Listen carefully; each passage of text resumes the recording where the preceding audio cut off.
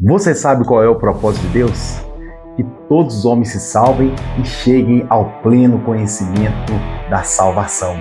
Quer saber mais sobre esse assunto? Quer crescer no conhecimento da palavra de Deus? Então vem comigo, porque teologia é show! Fala pessoal, Deus abençoe a todos, Pastor Roberto aqui, hoje com mais um subsídio das lições bíblicas da Escola Dominical. Hoje nós vamos falar sobre a lição de número 2, a porta da fé se abre aos gentios. O nosso textuário, ele vai dizer assim: porque o Senhor assim nos mandou, eu te pus para a luz dos gentios, para que sejas de salvação até os confins da terra. Atos capítulo 13, versículo 47. A nossa verdade prática vai dizer: o propósito de Deus é que o Evangelho alcance todas as nações, revelando o seu eterno desejo de salvar a todos. A nossa leitura bíblica em classe está em Atos, capítulo 13, versículo 44 até o versículo de número 52. Os objetivos da nossa lição de hoje: explicar o avanço missionário entre os gentios de acordo com a missão de Chipre, revelar o impacto do Evangelho em Antioquia da Psídia e mostrar a fé que perseverou em Icônio, Listra e Derbe. A nossa introdução, ela vai dizer assim: Paulo e Barnabé, guiados pela orientação divina, iniciam a obra do Senhor. Qual que era o alvo? O alvo era alcançar os gentios e revelar o plano de Deus que abraça todas as nações. Então vamos lá. Tópico 1. A missão em Chipre, a primeira porta aberta aos gentios.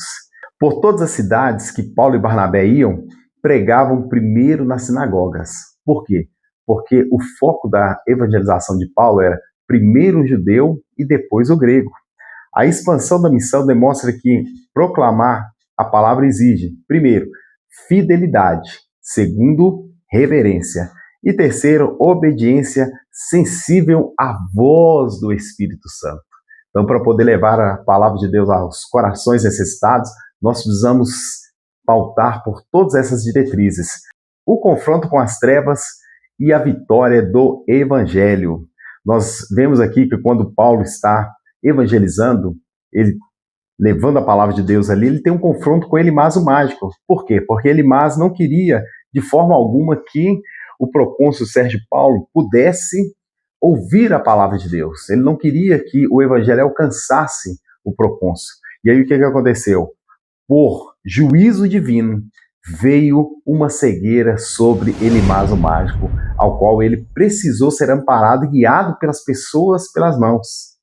E aí, o que aconteceu com tudo isso? Quando o procônsul Sérgio Paulo viu o poder de Deus ali através da pregação de Paulo, a história diz que o próprio procônsul Sérgio Paulo converteu-se ao cristianismo, viu e entendeu que não há Deus além do nosso Deus.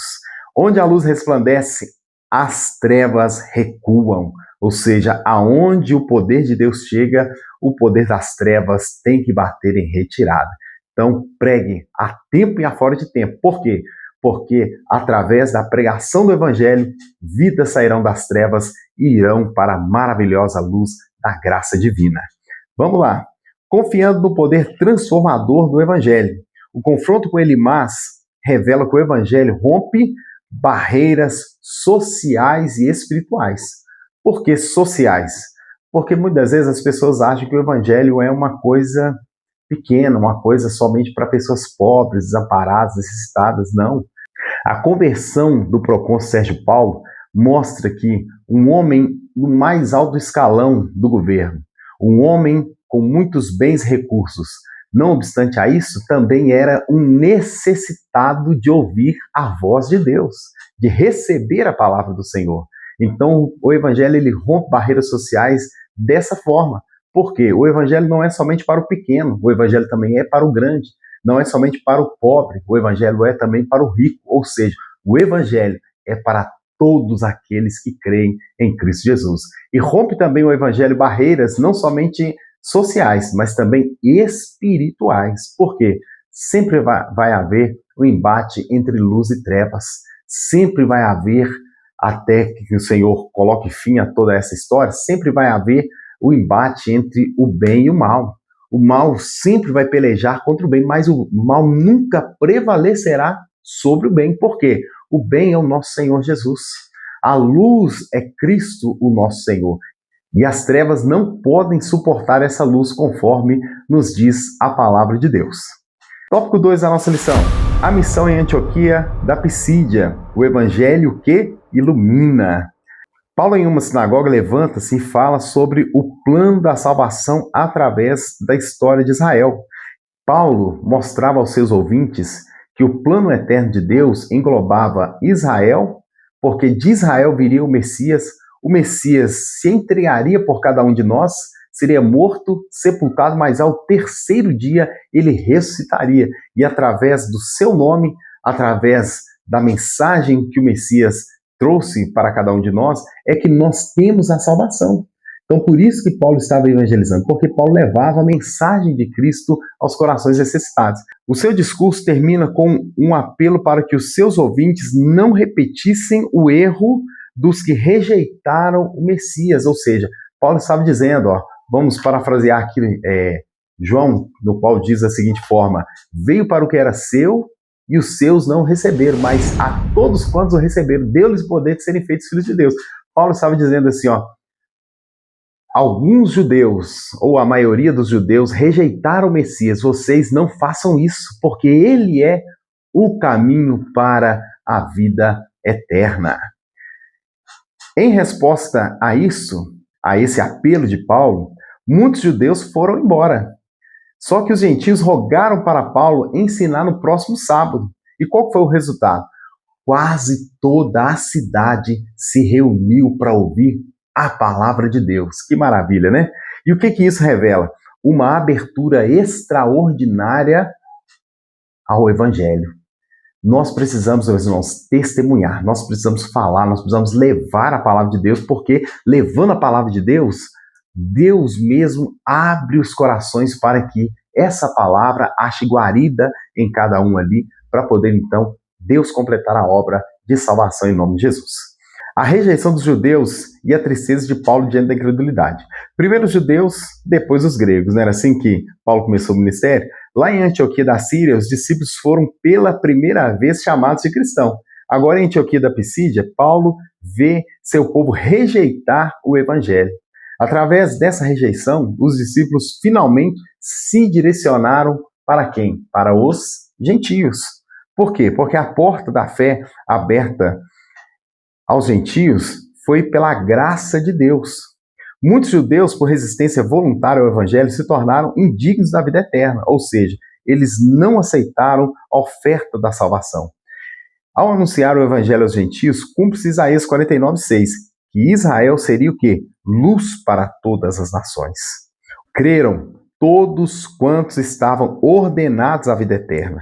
Mas nós temos uma melhor compreensão sobre esse versículo, segundo a Bíblia de Estudo Pentecostal, que diz: todos que estavam dispostos para a vida eterna, ou seja, todos aqueles que aceitaram, todos aqueles que realmente quiseram a vida eterna. Porque se nós formos pensar assim que somente aceitaram aqueles que estavam ordenados para a vida eterna, nós vamos pensar assim que Deus, de alguma forma, vai fazer uma certa escolha, né? Vai fazer uma certa escolha e somente aqueles que ele escolheu, que estão predestinados, que vão ser salvos. Imagina se fosse assim. Nós não teríamos talvez a oportunidade, né? Mas Deus nos fez o quê? Nos deu a oportunidade para quê? Para que quando nós estivéssemos dispostos a ouvir, Ele então pudesse completar em nós a obra da salvação.